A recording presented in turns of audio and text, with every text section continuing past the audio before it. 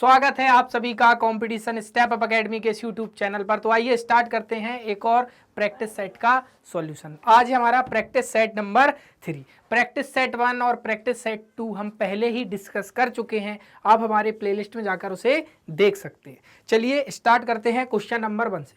निम्नलिखित राज्यों में से किस राज्य में माधवपुर मेला मनाया जाता है?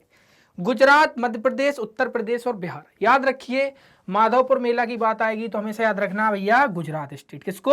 गुजरात को याद रखना है। निम्नलिखित त्योहार में से किसका अर्थ मेरी मेकिंग ऑफ द गॉड्स है? बताइए भैया किसका अर्थ है मेरी मेकिंग ऑफ द गॉड्स? तो याद रखिए, दिवाली, पोंगल और मकर संक्रांति का तो मतलब हो ही नहीं सकता, तो एक ही उत्तर होगा लाई हरोबा, जो कि हमारा मणिपुर राज्य में मनाया जाता है ना। अब देखिए यहां पर मैं कुछ एक्स्ट्रा फैक्ट आपको बता रहा हूं। देखो, पोंगल पता है कहां? तमिलनाडु। अब देखो पोंगल में मैं आपको क्या बताने वाला हूं। देखो, एक ओणम कब आपने सुन रखा होगा, ये केरल। याद रखो, ये 10 दिन का फेस्टिवल होता है। कितने? 10 दिन का, है ना। और ये जो है पोंगल, ये 4 दिन का फेस्टिवल होता है। कितने दिन का? 4 दिन का फेस्टिवल होता है। समझ गए हैं कि नहीं आप? ओणम 10 दिन, पोंगल 4 दिन। इतनी बात आपको समझ में आ गई होगी। चलिए क्वेश्चन नंबर 3। हर्यक वंश का शासक अजातशत्रु किसका पुत्र था? नागदशक, उदयन, अनिरुद्ध, बिंबिसार। तो याद रखिए, अजातशत्रु किसका पुत्र था?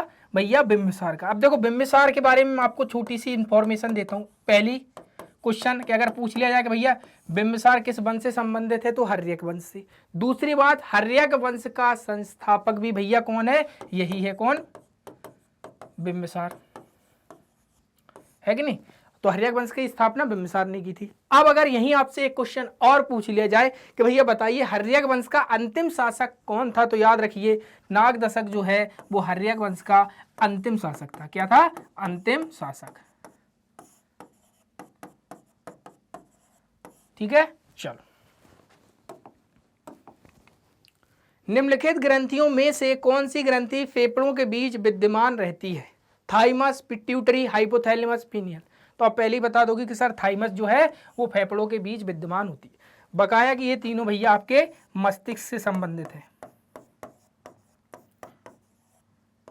और इसमें जो आपकी पिट्यूटरी ग्लैंड है उसे क्या बोला जाता है? उसे बोला जाता है मास्टर ग्रंथि, है ना, मास्टर ग्रंथि।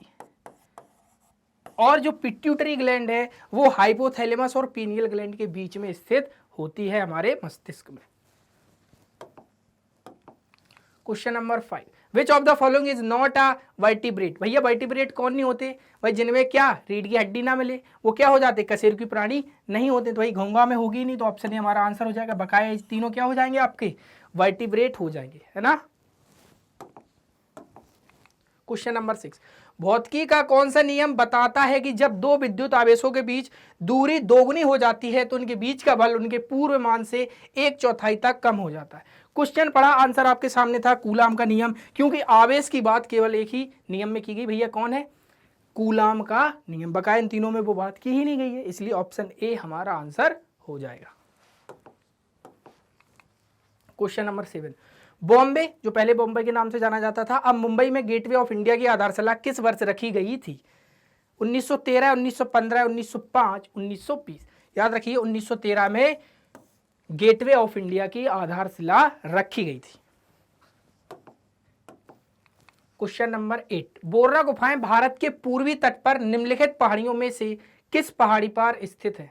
नल्लामाला, हार्सले, नागरी, अनंतगिरी। तो याद रखिए कि भैया अनंतगिरी पहाड़ियों पर क्या है? भैया बोर्रा गुफाएं स्थित हैं। निम्नलिखित में से कौन नंद वंश का अंतिम शासक था? बताइए नंद वंश का अंतिम शासक कौन था भैया? तो याद रखिए धनानंद जो था वो अंतिम शासक था, और पहला शासक बोल ली जाए तो महापद्मानंद था। बकाया ये भी क्या है? ये भी आपके नंद वंश के ही संस्थापक हैं। संस्थापक नहीं, सॉरी, ये भी नंद वंश के शासक हैं। लेकिन अगर आपसे बोला जाए कि अंतिम कौन था, तो ये था धनानंद, और अगर पहले की बात की जाए तो महापद्मानंद। Question number 10। कर्नाटक के किस जिले में ब्रह्मगिरी वन्यजीव अभ्यारण्य स्थित है? हसन, मांड्या, उडुपी, कोडागु। तो याद रखिए कि भैया कोडागु में क्या है, ब्रह्मगिरी वन्य जीव अभ्यारण्य। क्वेश्चन नंबर 11, निम्नलिखित में से कौन सिरके का प्रमुख घटक है? Citric acid, lactic acid, nitric acid, acetic acid. बताइए भैया। तो आपको पता होगा कि एसिटिक एसिड जो है यानी कि CH3COOH, ये क्या है, सिरके का प्रमुख घटक है। अब नाइट्रिक एसिड पता ही होगा आपको, HNO3।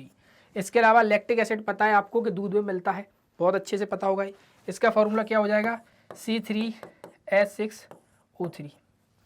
अब सिट्रिक एसिड क्या है भाई, खट्टे फलों में मिलता है, इसका फॉर्मूला C6H8O7। C6H8O7 सभी के फॉर्मूले भी आपको पता चल गए और इस क्वेश्चन का आंसर एसिटिक एसिड हो जाएगा। क्वेश्चन नंबर 12, निम्नलिखित में से किसे पहले द लेडी विलिंगडन पार्क के रूप में जाना जाता था? बुद्ध जयंती पार्क, मुगल गार्डन्स को, डियर पार्क को, या फिर लोधी गार्डन्स को? तो याद रखिएगा भैया, चारों के चारों जो पार्क हैं या जो गार्डन्स हैं वो आपकी दिल्ली में स्थित हैं। अब इस क्वेश्चन की बात की जाए तो इस क्वेश्चन का आंसर होगा लोधी गार्डन। स्वतंत्रता से पहले लोधी गार्डन जो अभी हम जानते हैं, इससे पहले हम इसको किस नाम से जानते थे? द लेडी विलिंगडन पार्क के रूप में जाना जाता था। क्वेश्चन नंबर 13, भारत ने किस बार अंतरिम अवधि के लिए दोहरी विनिमय दर को अपनाया? बताइए, 92 में, 96 में, 90 में या 94 में? तो इस क्वेश्चन का आंसर क्या होगा? देखो, आपको लग रहा होगा सर बहुत स्पीड में करा रहे हैं। देखिए, ये प्रैक्टिस सेट है, यहाँ मैं आपको 1 घंटे रह के बहुत ज़्यादा आपका टाइम वेस्ट करूँ उसका कोई मतलब नहीं। तो कम समय में 20 क्वेश्चन मिल रहा है, अच्छी बात है ना। या मैं आपसे 1 घंटे लूँ फिर आपको 20 क्वेश्चन दूँ, वो तो बेनिफिशियल होगा नहीं आपके लिए, क्योंकि भाई आपका एग्जाम आने वाला है जो कि आपका फरवरी में, इसलिए मैं कम समय में अच्छा कंटेंट देने की कोशिश करता हूँ। चलिए भैया, तो इस क्वेश्चन का आंसर हो जाएगा 1992। क्वेश्चन नंबर 14, कटखल, जिरी, चिरी, मोधुरा, लोगई, सोनई, रुकनी और सिंगला किस नदी की प्रमुख सहायक नदियां? एक क्वेश्चन तो इसमें आंसर कभी होगा नहीं, चंबल में कभी आपने सुना ही नहीं होगा, दामोदर में भी नहीं सुन रखा होगा। याद रखिए, बराक की ये सभी सहायक नदियां हैं। निम्नलिखित में से किसके द्वारा फास्टिंग फीस्टिंग नामक एक परिवार की कहानी पर आधारित उपन्यास लिखा गया था? क्या होगा भैया? अरविंद अडिग, अनीता देसाई, किरण देसाई, अरुणादिति रॉय। तो याद रखिए भैया, अनीता देसाई ने लिखा है। अब बात कर लेते हैं अरविंद अडिग की। देखो भैया, इन्हें 2008 में, है कि नहीं, इनको 2008 में द व्हाइट टाइगर के लिए भैया इन्हें क्या दिया गया है? Booker prize. यानी कि इन्होंने द व्हाइट टाइगर बुक लिखी थी, जिसके लिए इन्हें क्या दिया गया है? क्या दिया गया है? Booker prize. याद रखा। अब है देखो किरण देसाई। अब किरण देसाई ने भैया क्या किया? तो भैया इन्हें 2006 में इनने एक बुक लिखी है जिसका नाम है द इनहेरिटेंस ऑफ लॉस, है कि नहीं? The inheritance of loss. क्या? The inheritance of loss. उसके लिए इन्हें 2006 में बुकर प्राइज दिया गया है। इसके अलावा आ जाती है अरुणादिति रॉय। तो अरुणादिति रॉय की एक बहुत फेमस बुक है, आपने सुन रखा होगा, जिसको the God of small thing.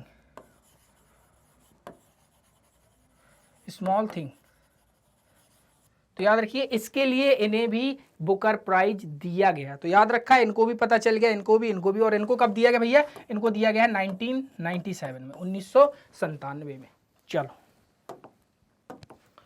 Question number 16, प्रसिद्ध दक्षिण भारतीय महाकाव्य शिल्पाधिकारम मूल रूप से डैश भाषा में लिखा गया है? मलयालम, तेलुगु, तमिल, संस्कृत। तो याद रखिए, इसको लिखा गया है तमिल भाषा में।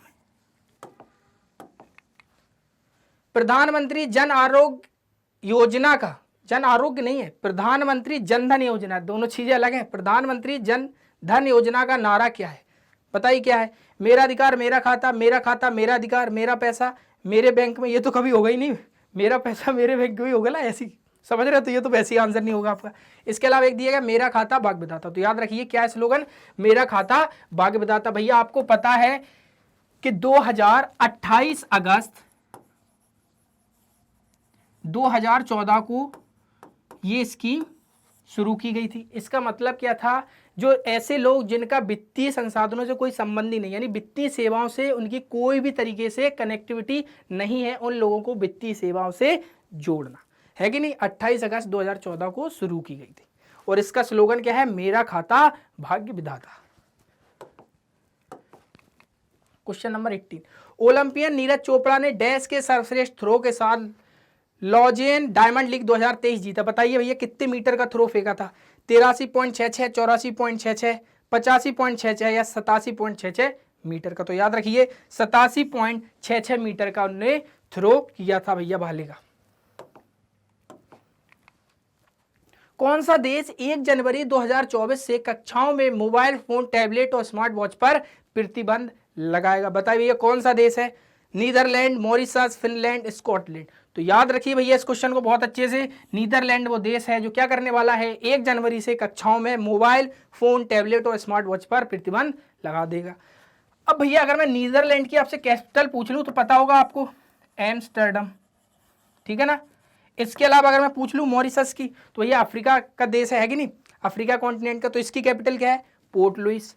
फिनलैंड के बारे में पूछ लूँ तो भैया फिनलैंड की कैपिटल क्या है? बताइए जल्दी से, फिनलैंड की कैपिटल क्या है आप सभी लोग? और इसके अलावा स्कॉटलैंड की कैपिटल भी आप लोग जल्दी से कमेंट में बता दीजिए। तो देखो मैं ही बता देता हूँ, है ना। फिनलैंड की कैपिटल है हेलिसिंकी और स्कॉटलैंड की कैपिटल है एडिनबर्ग। क्वेश्चन नंबर 20, प्रधानमंत्री नरेंद्र मोदी ने किस राज्य में सल्फर से लेपित यूरिया की एक नई किस्म यूरिया गोल्ड लॉन्च की है? उत्तर प्रदेश, गुजरात, राजस्थान, मध्य प्रदेश। तो याद रखिए भैया यूरिया गोल्ड राजस्थान में की। अब यूरिया का फॉर्मूला पूछ लूं मैं तो NH2CO NH2। क्लियर है कि नहीं? समझ में आ गया यूरिया से? क्लियर है इतनी बात? कहाँ की है भैया? राजस्थान में। चलो तो देखो भाई आज हमने क्या देखा, 20 क्वेश्चन का फिर से प्रैक्टिस सेट, और ये है हमारा प्रैक्टिस सेट नंबर 3। तो उम्मीद करता हूँ ये वीडियो आपको पसंद आया होगा, क्योंकि देखो ये वीडियो बहुत कम ड्यूरेशन का, तो आप भी देखें, अपने दोस्तों को भी जरूर शेयर करें।